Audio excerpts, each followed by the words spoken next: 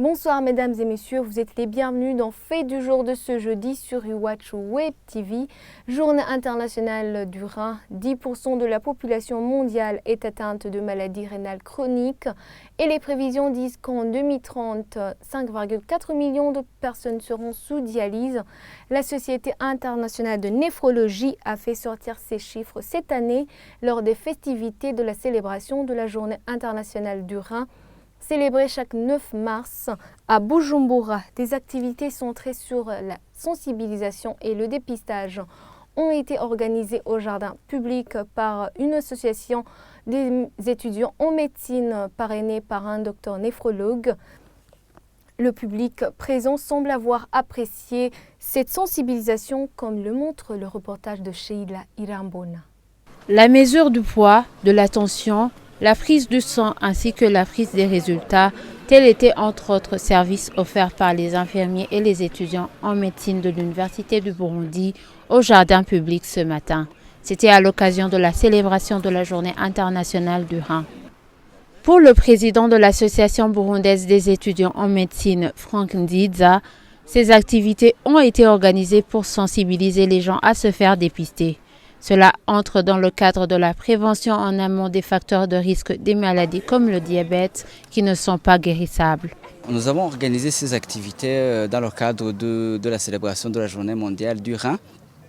Et donc l'association burundaise étudiants en médecine, avec le parrainage du docteur Sylvain Pierre Nzeimana, qui est un médecin néphrologue, donc spécialiste du rein, nous avons organisé ces activités pour faire le dépistage des facteurs de risque de ces maladies chroniques non transmissibles qui sont principalement une consommation exagérée d'alcool, qui sont le tabagisme, qui sont l'inactivité physique, mais qui sont également une alimentation déséquilibrée. Donc c'est dans ce cadre que nous avons décidé de faire le dépistage des facteurs de risque qui sont une glycémie qui est élevée, qui sont une hypertension, qui sont l'obésité.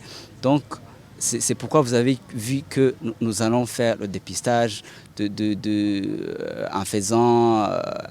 en prenant la tension artérielle, en prenant la glycémie, en prenant le poids et la taille, donc pour pouvoir combiner tous ces facteurs et finalement donner des conseils à ces personnes qui sont venues pour qu'ils puissent finalement faire une prévention en amont de toutes ces maladies, parce que la plupart du temps, ces maladies, ce sont des maladies qui ne sont pas curables.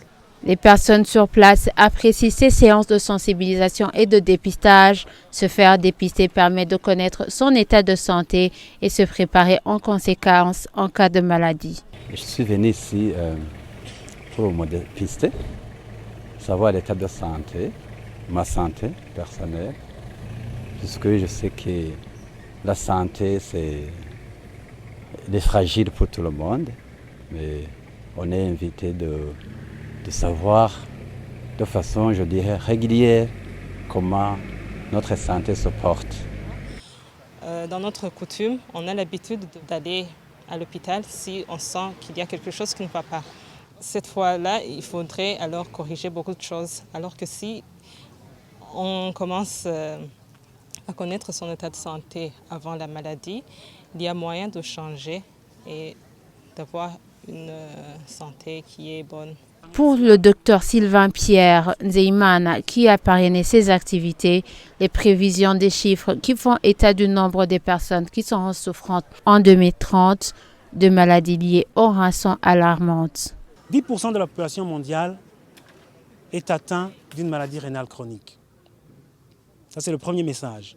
Le deuxième message, c'est que 2,6 millions de personnes sont en insuffisance rénale terminale, sont actuellement traités par hémodialyse ou dialyse péritonéale.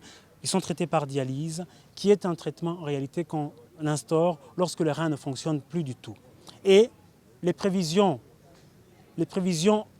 disent que à l'an 2030, ce chiffre peut doubler. Donc on aura 5,4 millions de personnes sous dialyse. Le troisième message est que, et c'est le plus important en rapport avec ce jour, c'est que 600 millions de personnes sont obèses. Et parmi ces 600 millions, il y a 220 millions d'enfants. Et nous savons que l'obésité est un facteur de risque. L'obésité augmente de 83% le risque de développer un diabète, une hypertension artérielle ou bien une lithiase rénale. Et ces trois pathologies évoluent donc inévitablement vers l'insuffisance rénale terminale lorsqu'elles ne sont pas traitées.